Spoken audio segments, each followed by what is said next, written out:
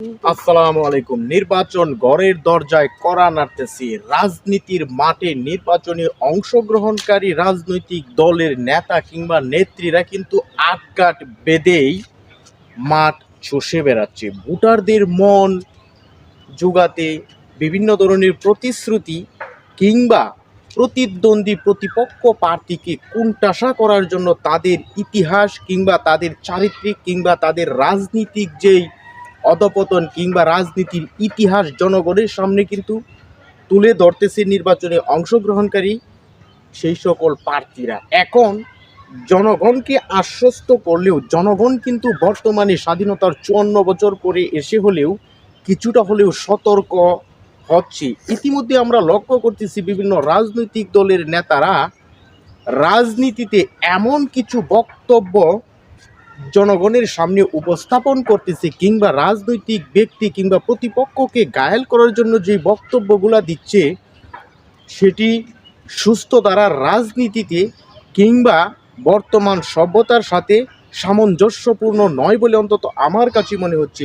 এমন কিছু বক্তব্য এমন কিছু মিছিলে স্লোগানে দলের শীর্ষস্থানীয় নেতাদের বিরুদ্ধে কটাক্ষ করতেছে, যেটি আসলে বর্তমান পৃথিবীর সাথে তাল মিলিয়ে বাংলাদেশকে যেভাবে খাটো তুচ্ছ তাচ্ছিল্য করা হচ্ছে,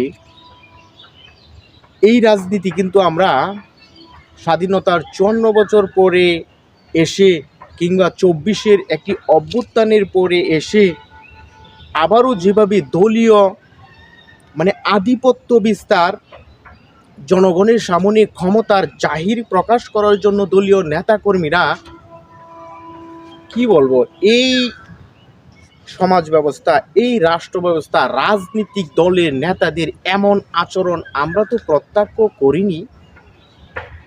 শেখ হাসিনা সরকারকে পতন ঘটিয়ে যেমন একটি বাংলাদেশ এবং রাজনৈতিক দলগুলোর মাঝে ঐক্য, সেই ঐক্যে ছিটিফুটেও কিন্তু